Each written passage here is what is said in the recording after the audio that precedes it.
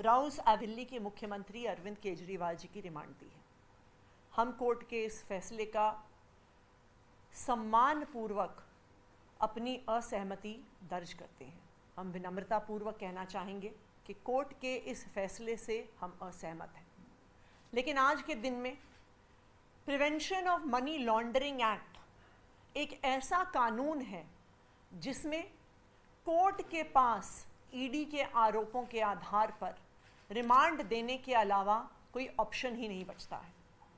और यही कारण है कि आज एक के बाद एक विपक्ष के सारे नेताओं पर prevention of money laundering act PMLA में ईडी के द्वारा केस करवाए जाते हैं। क्यों? क्योंकि इस देश में पीएमएलए एक ऐसा कानून है जिसके तहत बेल मिलना लगभग असंभव है। हमने देखा है कि किस तरह एक के बाद एक विपक्ष के सारे नेताओं पर ईडी के माध्यम से पीएमएलए पर केस करवाए जाते हैं। क्यों? क्योंकि आज भारतीय जनता पार्टी ईडी के माध्यम से चुनाव को जीतना चाहती है। आज भारतीय जनता पार्टी ईडी के पीछे छिपकर चुनाव लड़ने की कोशिश कर रही है। इसका एक उदाहरण हमने मात्र 1 घंटे पहले देखा कि भारतीय जनता पार्टी का मीडिया सेल ईडी द्वारा जमा की गई रिमांड एप्लीकेशन को सारे मीडिया चैनल्स को भेजता है। जैसे कि ED enforcement directorate Bharatiya Janata party का कोई संगठन का हिस्सा है जो भारतीय जनता पार्टी उनकी प्रेस रिलीज इशू कर रहा है। आज ये बिल्कुल साफ है कि ईडी पिछले 2 साल की इन्वेस्टिगेशन के बाद 1 रुपए का भी प्रोसीड्स ऑफ क्राइम नहीं ढूंढ पाई है। 2 साल की इन्वेस्टिगेशन, 500 से ज़्यादा अफसर, हजारों रेड्स, लेकिन आम आदमी पार्टी के किसी भी नेता के पास, किसी भी मंत्री के पास 1 रुपए भी प्रोसीड्स ऑफ क्राइम नहीं मिले हैं। फिर भी आम आदमी पार्टी के नंबर 1 नेता, नंबर 2 नेता, नंबर 3 नेता, नंबर 4 नेता सबको गिरफ्तार करके जेल में डाल दिया है। जो ईडी का सारा केस है वो कैसे बना है? ईडी ने जो अपनी एप्लीकेशन जमा करी है वो सिर्फ और सिर्फ ऐसे गवाहों के बयान के आधार पर है जो डराकर, धमकाकर उनसे लिए गए हैं। इसका प्रमुख उदाहरण राघव मगुंटा 16 सितंबर को बयान देते हैं कि वो दिनेश अरोड़ा को नहीं जानते, अरुण पिल्लई को नहीं जानते, विजय नायर को नहीं जानते, आम आदमी पार्टी के किसी नेता को नहीं जानते। उसके बाद 10 फरवरी को राघव मगुंटा को अरेस्ट कर लिया जाता है।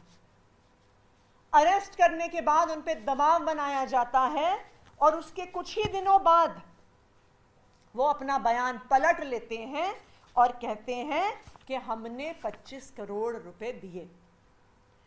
जैसे ही वो अपना बयान बदलते हैं उसके बाद वो अपना बयान पलटते हैं 27 जुलाई को, और 10 अगस्त को उसके मात्र 2 हफ्ते के अंदर अंदर राघव मगुंटा एप्लीकेशन डाल के कहते हैं जी मुझे पीठ में दर्द हो रहा है, आप मुझे बेल दे दीजिए। और ईडी उस बेल का कोई विरोध नहीं करती। वही ईडी जो स्पाइनल सर्जरी की आवश्यकता वाले सत्येंद्र जैन जी को बेल नहीं देती है। जब राघव मगुंटा आम आदमी पार्टी के खिलाफ बयान देते हैं तो ईडी कहती है जी उनके पीठ में दर्द हो रहा है, सही तो है, उनको बेल दे दी जाए।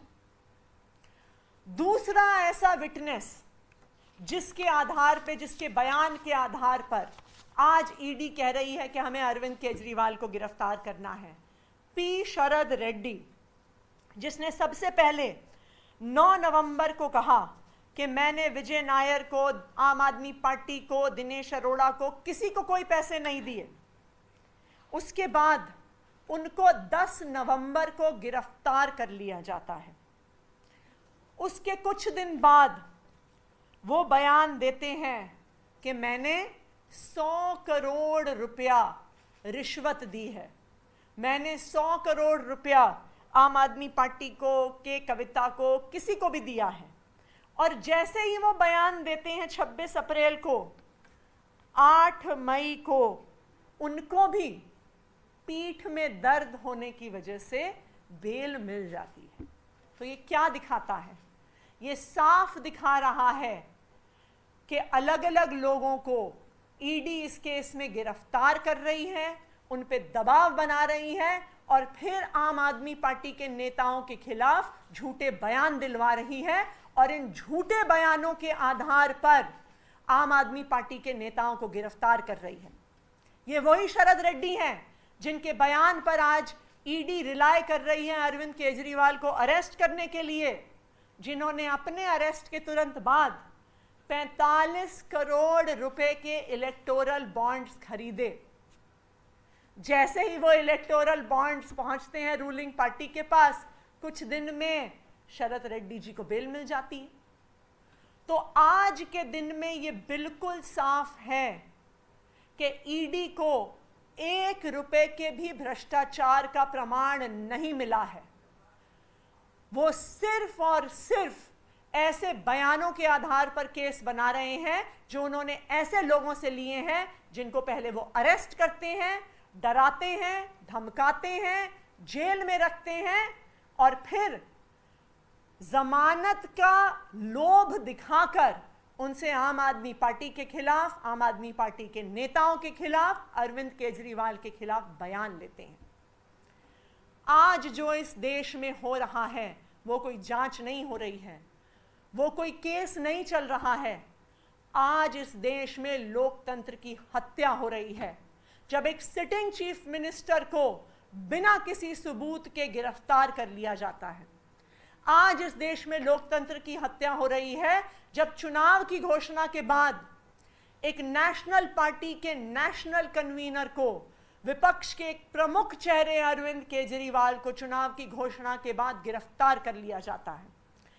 आज इस देश में लोकतंत्र पर हमला हो रहा है जब विपक्ष की एक प्रमुख पार्टी कांग्रेस पार्टी के बैंक अकाउंट को फ्रीज कर दिया जाता है चुनाव से कुछ दिन पहले।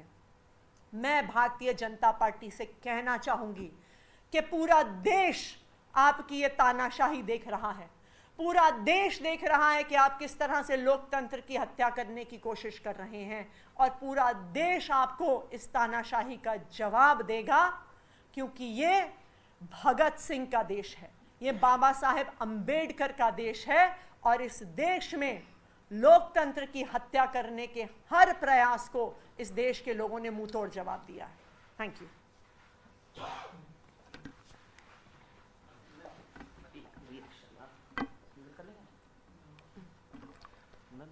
यहाँ पे आ जाइए।